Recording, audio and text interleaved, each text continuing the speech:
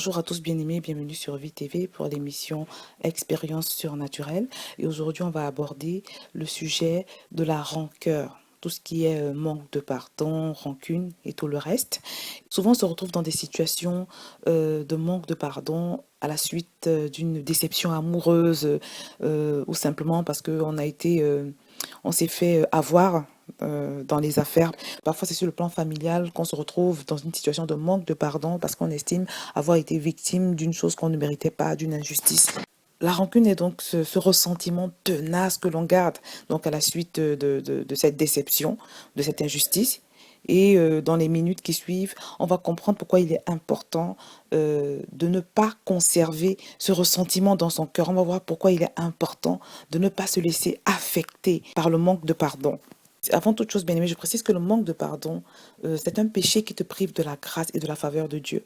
Pas seulement le manque de pardon, mais tous les autres péchés que j'évoque depuis quelques semaines. Parce que ce que nous devons savoir, c'est que toutes les choses qui nous empêchent de manifester le fruit de l'esprit, qui s'opposent, si vous voulez, au fruit de l'esprit, à la paix, à tout ce qui est paix, patience, amour, nous maintiennent dans l'immaturité spirituelle. Alors pourquoi? Pour quelle raison dois-tu pardonner? La première chose que tu dois savoir, c'est que le manque de pardon, c'est un péché qui te prive de ta bénédiction. Parce que la parole de Dieu nous promet un héritage, notre héritage en Christ. Un héritage qui, normalement, nous est donné quand nous atteignons un certain niveau de maturité spirituelle. La maturité spirituelle, c'est quand tu commences à manifester les fruits du Saint-Esprit, la paix, la joie, la patience et tout le reste, tous ces fruits du Saint-Esprit. Et ce qui fait que tant que tu restes dans l'orgueil, dans la jalousie, le manque de pardon, le manque d'amour, toutes ces choses qui combattent le Saint-Esprit, toutes ces choses qui démontrent ton immaturité spirituelle, tant que tu demeures là-dedans, bien-aimé, il y a des bénédictions auxquelles tu ne vas jamais pouvoir accéder. Il y a des promesses de Dieu que tu ne vas jamais pouvoir avoir. Donc c'est la première raison pour laquelle tu dois absolument te séparer, faire tout ce que je vais évoquer dans les minutes qui suivent pour parvenir à te débarrasser de tout manque de pardon dans ton cœur, dans ta vie. La deuxième chose, c'est que le manque de pardon ouvre la porte au diable dans ta vie, bien-aimé, à l'esprit de maladie, à l'esprit de haine, à l'esprit d'affliction. Le manque de pardon te gâche la vie. Il me souvient, par exemple, être tombé malade. Ça m'est arrivé, moi aussi, de tomber malade à cause de situations que j'avais subies, d'injustices que j'avais subies. Parce que quand on ressasse tout le temps ce qu'on a subi, quand on ressasse sa douleur, ça peut conduire à tomber malade, par exemple. Ça ouvre la porte à beaucoup de choses. Parce que c'est une désobéissance. Conserver quelqu'un dans ton cœur. La Bible dit, par exemple, que si tu te mets en colère, il ne faut pas que ta colère aille plus loin que le coucher du soleil. Une fois que le soleil se couche, tu dois pardonner. Donc si tu ne pardonnes pas, c'est une désobéissance en fait. Et toute désobéissance à la parole de Dieu ouvre la porte à l'adversaire, à Satan. Et ça donne le droit à Satan de faire certaines choses dans ta vie. Donc moi, avant, j'étais très sensible, hyper sensible. Je continue d'ailleurs à combattre contre cette hypersensibilité. Et donc, il m'est arrivé également de garder les gens dans mon cœur. Et ça m'a rendu malade. Pour ta paix, pour ta tranquillité, pour ta santé, il vaut mieux que tu te débarrasses du manque de pardon.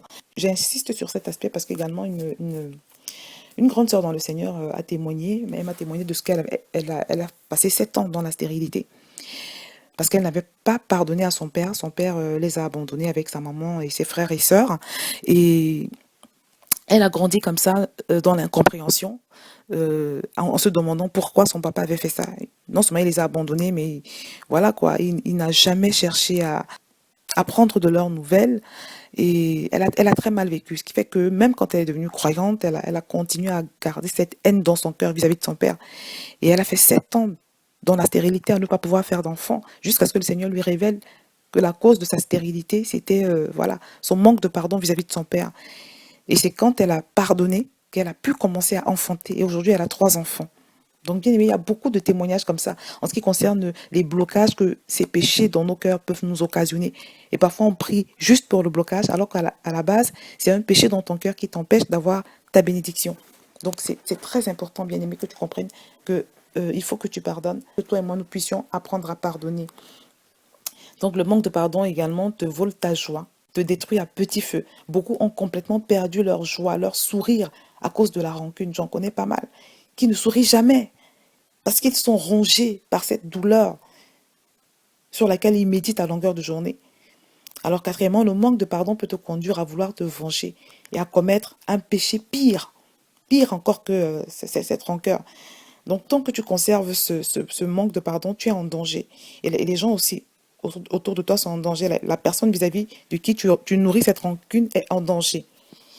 Alors, la cinquième raison pour laquelle tu dois pardonner, c'est que Dieu finira par rétribuer la personne qui t'a fait du mal. N'oublie pas que Dieu est un Dieu de vengeance. Je me souviens d'une collègue, je venais de commencer un travail dans une certaine entreprise, et cette collègue s'acharnait à un moment donné, elle s'était mise à s'acharner sur moi, parce que, voilà, quand je suis arrivée, elle était pressentie pour être le chef de tout le service, mais quand je suis arrivée, il y a une faveur, vous savez, quand on a un enfant de Dieu, on marche avec une faveur qui fait que, voilà, et puis j'étais correcte, je me comportais bien, donc j'ai commencé à attirer l'attention de nos supérieurs, et elle s'est sentie menacée. Elle a dû penser, mais voilà, cette fille commence à attirer l'attention sur elle, peut-être elle va prendre ma place. Donc elle avait décidé de me combattre, elle m'accusait beaucoup, beaucoup, beaucoup. Elle envoyait tout le temps des mails à mon sujet, donc une forme de persécution que je vous explique pas. J'ai commencé à le vivre vraiment de façon très pénible, très difficile. Et ce que le Seigneur a fait, c'est que il a poussé mes collègues, toutes les autres collègues qui observaient ce scénario, à aller voir ce supérieur en question de qui la promotion ou sa promotion, ma promotion dépendait. Elles sont allées voir notre supérieur sans rien me dire pour militer en ma faveur. Et un matin, je suis arrivée au travail. Cette dame avait été virée, enfin pas virée, elle avait été envoyée dans un autre service, en fait. Je n'ai rien fait pour ça. Je ne leur ai rien demandé. Mes collègues avaient simplement estimé que c'était trop injuste ce que je vivais. Elles ont fait des enquêtes, elles ont fait des recherches, même dans l'ordinateur de cette dame qui m'accusait sans cesse. Et elles ont trouvé des choses, en tout cas elles ont formé un comité, elles sont allées voir nos supérieurs. Et c'est comme ça que cette autre collègue a été virée. Je vous assure, j'étais choquée, c'était un grand témoignage pour moi parce que voilà, je m'attendais pas du tout à ça. Donc voilà ce que le Seigneur peut faire. Parfois quand on passe par des persécutions, on passe par des choses, il faut pas qu'on oublie que Dieu est avec nous. Il a tout vu et il sait comment il va réprimander la personne qui t'attaque ou bien qui t'a attaqué. Un deuxième exemple également, c'est quand une femme d'un certain âge s'était acharnée à vouloir atteindre un objectif de destruction dans ma vie. Et là aussi, c'était vraiment une situation où, c'est vrai, j'aurais pu éviter de me mettre en association avec cette personne, mais bon, à l'époque, j'étais naïve, je ne savais pas forcément me faire conduire par le Saint-Esprit. Donc, elle s'est acharnée comme ça, et c'était des moments terribles. Et ce qui s'est passé, c'est que ce qu'elle a voulu m'infliger, parce que son but était de m'infliger, de me mettre dans une certaine posture. Ce qu'elle a voulu m'infliger, elle n'a pas réussi. Mais à la chose méchante qu'elle avait pour moi est arrivée à sa fille, à elle. Et je peux malheureusement pas vous donner le détail de ce témoignage, mais c'était quelque chose d'assez fort quand même, qui m'a moi-même instruit sur l'importance de ne pas faire du mal aux gens, quand on ne veut pas subir soi-même la même chose. Il faut faire particulièrement attention quand on a des enfants qui sont dans la même situation. Tu ne peux pas vouloir faire du mal aux enfants, à l'enfant d'autrui, alors que tu sais que tu as des enfants. C'est très dangereux de faire ça. C'est très, très dangereux. Donc, cette femme a vu sa fille vivre ce qu'elle voulait m'infliger, en fait. Et toutes les personnes qui ont assisté à ça, à mes moments de lutte, de combat avec cette personne, toutes ces personnes étaient donc unanimes pour dire que c'est le jugement de Dieu. Elles ont conclu que c'était le jugement de Dieu. Donc, bien aimé, plus que jamais, sache que l'une des raisons pour laquelle tu dois pardonner, c'est que Dieu s'occupe toujours des personnes qui t'ont fait du mal. Si tu estimes que tu as été victime d'une injustice, Dieu va se charger de cette personne qui t'a infligé cette injustice. Ne t'inquiète pas pour ça. Donc ce n'est pas à toi de vouloir te venger ou quoi que ce soit. Laisse tomber, laisse-toi entre les mains du Seigneur. Il va te venger. Alors Dieu ne permet rien en vain dans ta vie, bien-aimé. S'il permet une telle douleur dans ta vie, s'il a permis qu'une telle chose t'arrive, c'est que la plupart du temps, il veut t'enseigner. Il veut t'enseigner une leçon importante. Parfois aussi, il veut créer en toi la colère nécessaire à la correction de ce problème. Comme je l'ai dit dans la dernière vidéo, parfois tu vis une chose qui te révolte et puis on a vu des gens créer des associations à partir d'une déception, d'une injustice profonde qu'ils ont subie. On a vu des gens créer voilà, des blogs, on a vu des gens créer et même des ministères, quoi, à partir d'une injustice qu'ils ont subie, des ministères qui ont par la suite aidé les autres. Donc parfois, ça te permet d'avoir donc cette sainte colère qui t'amène à aider beaucoup de personnes à corriger cette situation dans leur vie ou à éviter de tomber dans ce piège. Alors, comment parvenir à pardonner, bien-aimé? La première des choses, c'est de cultiver le réflexe de la prière. Quand tu passes par un moment de douleur comme ça, où tu as vécu une injustice, prie. Parce que même Jésus, avant d'aller à la croix, quand il a senti que ça n'allait pas, il commençait à s'affaiblir, il a prié, il a invité ses disciples à faire de même. Jésus qui était Dieu. Alors, à plus forte raison, nous. Donc, quand tu sens que tu es affecté par une douleur, prie. C'est le moment de te retirer, de fermer, de crier à Dieu, de prier. Demande à Dieu la force de surmonter ta douleur et la capacité de remettre son offense à la personne qui t'a offensé. Alors, deuxièmement, tu dois te tourner vers Dieu. Parce que la parole de Dieu dit que quand on tourne vers lui les regards, le cœur se remplit de joie. Je l'ai déjà expérimenté, bien aimé. Quand tu passes par un moment difficile, cultive le réflexe de te tourner vers la parole de Dieu. Parce que les paroles de Dieu apaisent, elles réconfortent, elles rassurent, elles guérissent, elles donnent la paix. Donc au lieu de méditer sur ce qu'on t'a fait, médite la parole de Dieu. Ressasse-la, proclame-la. Tu peux par exemple proclamer, voilà, je renonce à la rancœur, je refuse d'entretenir l'amertume dans mon cœur, parce que je suis rempli de paix, d'amour par le Saint-Esprit qui vit en moi. Je refuse de me venger, car la vengeance appartient à Dieu. Je ne me venge point moi-même, mais je laisse agir la colère, parce qu'il est écrit, à Dieu la vengeance, à Dieu la rétribution. Tu peux également proclamer 1 Pierre 3,9 qui dit, je refuse de rendre mal pour mal, ou injure pour injure. Je bénis au contraire, parce que c'est à cela que j'ai été appelé, et ainsi j'hériterai ma bénédiction. Donc, bien aimé, proclame sans cesse la parole de Dieu. C'est-à-dire, au lieu de méditer sur le mal qui t'a été fait, parce que plus tu médites sur ce mal, plus ça te détruit, ça te ronge, ça t'affecte, ça te rend malade, ça ouvre la porte aux attaques du diable dans ta vie. Donc, médite sur la parole de Dieu, sois focalisé sur Dieu. N'oublie pas, souviens-toi seulement de te souvenir que tu as un Dieu. Tu as un Dieu dans ta vie qui a tout vu. Tu as un Dieu qui peut te fortifier, qui peut te soutenir. Et il va te soutenir dans cette épreuve. Donc tourne-toi vers Dieu. Et s'il y a quelque chose à méditer, ce n'est pas le mal qui t'a été fait, mais la parole de Dieu. La parole de Dieu qui va te fortifier, qui va te donner la capacité de dominer cette offense. Troisièmement, pour pouvoir pardonner, il est important que tu puisses voir la personne telle que Dieu la voit. Parce que ce que tu dois savoir, c'est que les personnes souvent qui blessent sont celles qui ont également été victimes de blessures dans le passé. Ce sont des gens qui ont eu une enfance difficile, des gens qui ont eu des expériences très très douloureuses et qui n'ont pas été guéris. Donc elles sont malades, elles ont besoin de guérison. Et leurs attitudes de vouloir toujours détruire les autres, faire du mal aux autres, ce n'est qu'en fait une expression de la douleur, de la blessure non guérie qu'elles ont à l'intérieur d'elles. Donc si tu peux porter sur cette personne qui t'a fait du mal ce regard de compassion que Dieu porte sur elle, ça va beaucoup t'aider. Ça va t'aider à changer ta façon de faire avec elle. Ça va t'aider à prier pour elle. Ça va t'aider à éprouver de l'amour pour elle et même à l'aider parce que tes prières peuvent la sortir de cette situation, de cette méchanceté. Je ne sais pas, par exemple, si vous avez entendu parler de cette femme qui avait pardonné à l'assassin de son fils. Je pense que c'était aux États-Unis. Donc, son fils a été tué par un autre jeune. Et comme elle était chrétienne, elle a pardonné. Et elle a dit en public, c'est une histoire qui avait ému tous les États-Unis.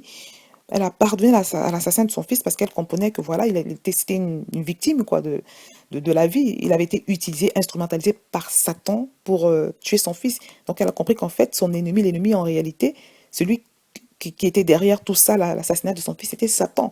Parce que Satan, voilà, il utilise les gens pour agir. Et souvent, les gens sont oppressés par un esprit qui se sert d'eux pour détruire les autres. Donc ce sont des victimes que Dieu rêve de délivrer. Prions pour avoir le regard de Dieu sur ces personnes. Pardonnons et si possible, aidons la personne.